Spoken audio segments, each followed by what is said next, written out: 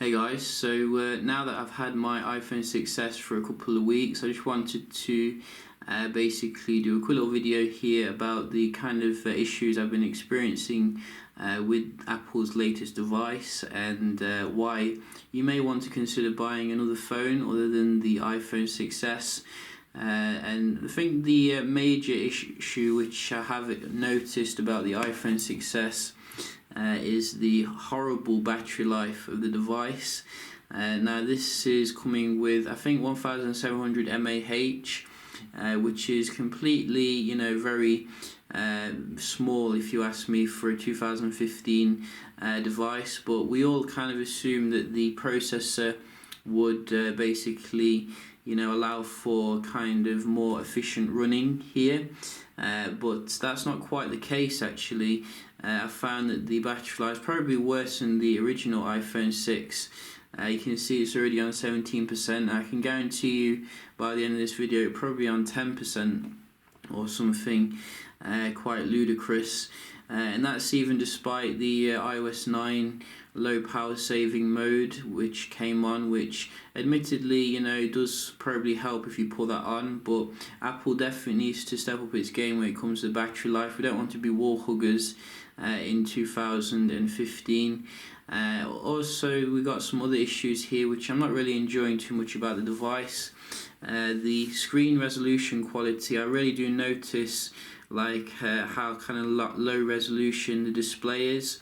Like for example, if you're on a website here and you go to like a website which has a good kind of overview, you can see basically when you're zoomed out, the pixel density means that you're going to get the type of display that you had in 2012, 2013, kind of like pixelated kind of writing, and you'll not be able to see it basically until you are more zoomed in. And I think it's definitely about time Apple kind of made an improvement here when it comes to the display. They're saying that people can't see past a certain resolution, but it really is just kind of like trying to save on components, etc., and maximize the profits. They're not really putting out something here which should be up to date. And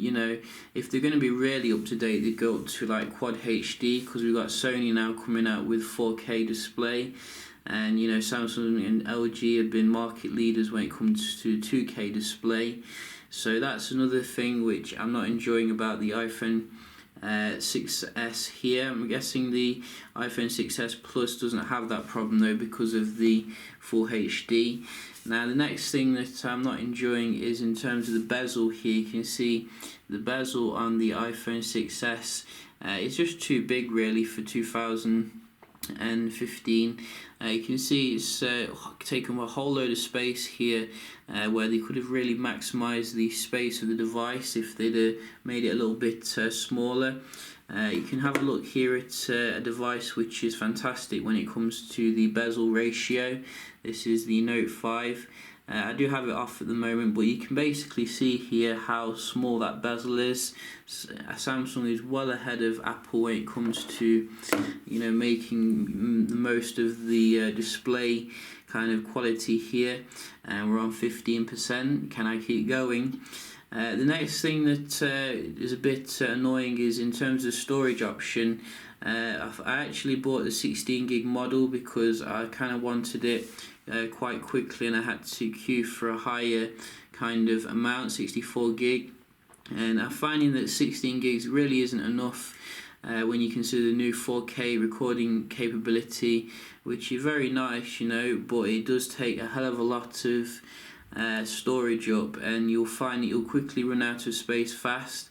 I think Apple should definitely have made 32 gigs the base minimum for the iPhone, and then basically make it the same price as the 16 gig model. I do think that it is an extortion amount for the space that you do get with this particular model. And the other thing that I want to talk about as well is in terms of the actual form factor here. Now we do also have the Touch ID obviously on the front, which is pretty cool. You know, it works most of the time, but now and again I do notice it kind of like heats up a little bit for some reason. And looking into some reports online, some other people have been actually experiencing this, where it's been so hot it's been like burning, but mine doesn't get that hot, but I do notice it does tend to warm up sometimes and not like register when I'm doing the Touch ID kind of thing, fingerprint scanner. So that's a bit annoying, but maybe that's just like a software or a hardware issue which I might need to replace the unit over.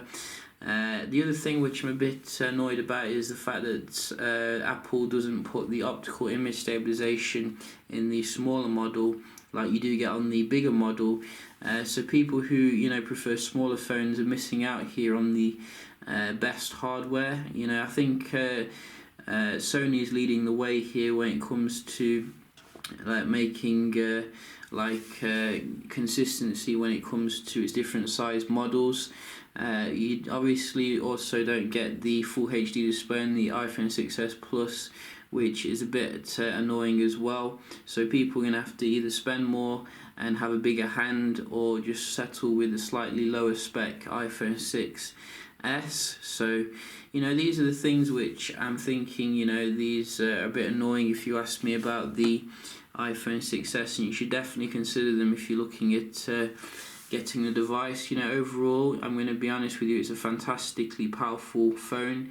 But if, you know, I can't use the phone for too long, you know, what's the point? So yeah, just a quick little rant video here on the iPhone 6s. Hope you find it helpful, and I'll see you in the next one. Cheers.